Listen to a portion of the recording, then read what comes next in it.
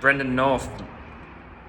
Um, so, based on our assessments, OPEX work, really good job there.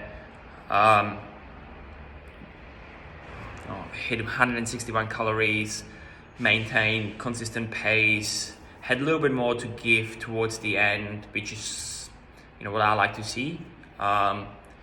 Means just like, pacing and awareness of limitations within him is fairly good. So there was a slight increase in sort of wattage towards the end just to kind of bring it home. But other than that, the whole 10 minute was very consistent. If we then, so based on this, engine is in place, we can start play around, with sort of a little bit more sustained down towards the map 3 and 4 scenarios, and we can start introducing OPEX pain as well once it kind of falls into training microcycle, sort of the year layout of the training.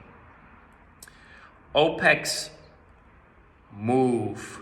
There hasn't been anything that I would call a red flag within his movement based on just the OPEX move test.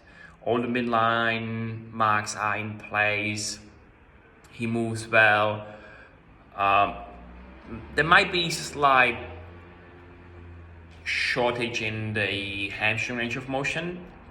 So we'll see how that impacts any sort of hinging or any type of movements like this. What I've noticed so far though is he kind of lacks a little bit of control under tension. So it's hard to, I don't know if it's from like previous training or if he hasn't been coached properly, but yeah, he relies quite a lot on like his sort of skeletal structure and like joints and tendons. So like any sort of dynamic gymnastics, you can see the shoulder is not very, protected with, good leg activation. Same with, bottom of the squat. So there's some coaching that needs to be done around control of movement. So we're gonna introduce tempo, slow tempo especially, just to make him aware of the movement and the engagement, the bracing, what he needs to do to move safely and effectively, and we'll see how that translates to the quality of the movement as well.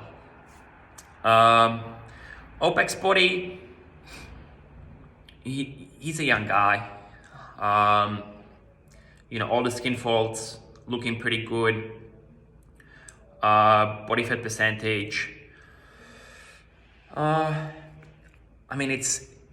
It's what we say, it's within the healthy range, but I'd probably like to see it a little bit lower.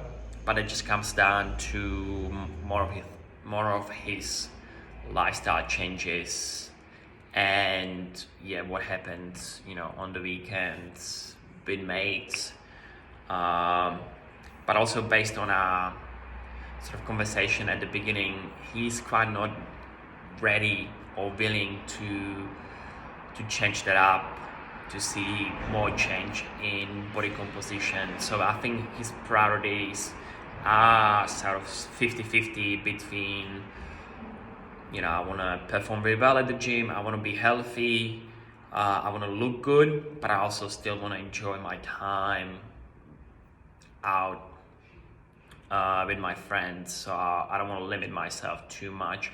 So what we're going to do then is plan for this, make his Monday to Friday really consistent, really sort of spot on. So good macronutrients, sticking to calorie targets, having a good sort of routine, daily routine, so being in bed at the same time, getting enough hours, obviously getting his training in, so then that he has the space, but also the buffer, but also the tools, I guess, to deal with the strain that the weekend's gonna put on his body, and he kind of just balances it out. Hopefully, the good stuff sort of does more for him than the weekend fun, so we still kind of trend in the right direction, but it's obviously not going to be as drastic or as dramatic as with someone who would be 100% focused on training, nutrition, body composition, and do everything to the point. So that's something that we're gonna have to focus on and remind him each console that this is what your priorities are.